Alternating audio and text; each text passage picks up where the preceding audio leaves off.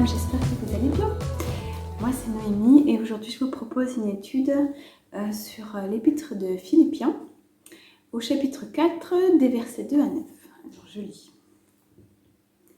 Je recommande à Évodie et à Syntyche de vivre en parfaite harmonie l'une avec l'autre. Selon le Seigneur, je les y invite instamment. Toi, mon fidèle collègue, je te le demande, viens leur en aide, car elles ont combattu à mes côtés pour la cause de l'Évangile, tout comme Clément et mes autres collaborateurs dont les noms sont inscrits dans le livre de vie. Réjouissez-vous en tout temps de tout ce que le Seigneur est pour vous. Oui, je le répète, soyez dans la joie. Faites-vous connaître par votre amabilité envers tous les hommes. Le Seigneur est proche. Ne vous mettez en souci pour rien, mais en toute chose exposez vos besoins à Dieu. Adressez-lui vos prières et vos requêtes en lui disant aussi votre reconnaissance. Alors la paix de Dieu, qui surpasse tout ce qu'on peut concevoir, gardera votre cœur et votre pensée sous la protection de Jésus-Christ. Enfin, frères, sœurs, nourrissez vos pensées de tout ce qui est vrai, noble, juste, pur, digne d'amour ou d'approbation, de tout ce qui mérite respect et louange. Ce que vous avez appris et reçu de moi, ce que vous m'avez entendu dire et vu faire, mettez-le en pratique. Alors le Dieu qui donne la paix sera avec vous. Dans ce passage, Paul nous invite à un mode de vie, un système de pensée qui nous donne la paix. Venez voir avec moi dans le texte, je vous montre. Tout d'abord, on a l'apôtre Paul qui nous exhorte à être dans la joie. Alors ici, il s'agit de la joie qui se dit en grec « chara » et qui désigne quelque chose de volontaire, en fait une démarche personnelle. Il ne s'agit pas du sentiment, il s'agit de se réjouir dans le Seigneur de tout ce qu'il est pour nous.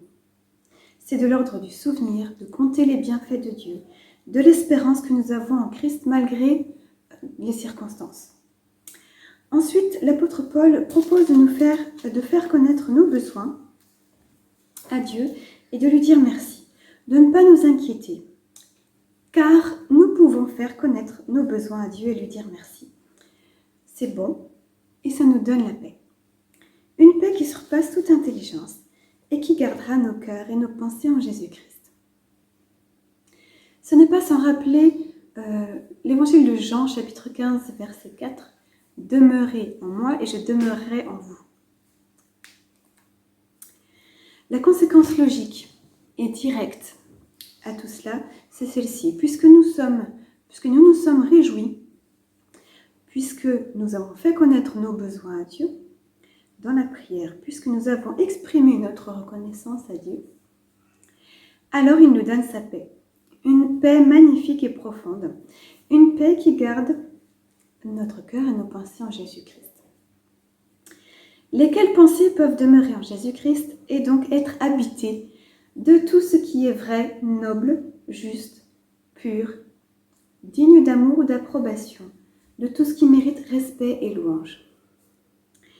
Paul nous invite encore à mettre en pratique ce que nous avons reçu et non pas à rester dans l'intérêt personnel, ce qui aura pour conséquence, encore une fois, la paix. On voit ça au verset 9. Et le Dieu de paix sera avec vous. Aujourd'hui, je vous invite à vous réjouir dans le Seigneur de tout ce qu'il est pour vous, à demeurer en lui, à lui dire tout ce que vous avez sur le cœur, vos soucis, vos fardeaux, vos péchés, aussi votre reconnaissance.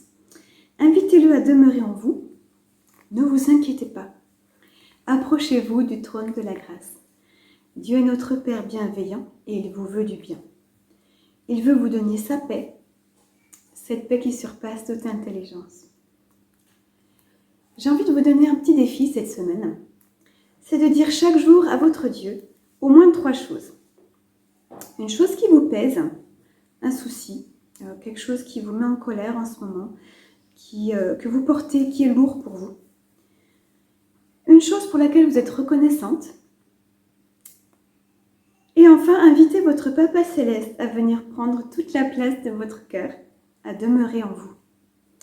Et au bout de quelques jours, regardez, observez combien la paix s'installe dans votre quotidien. Soyez bénis.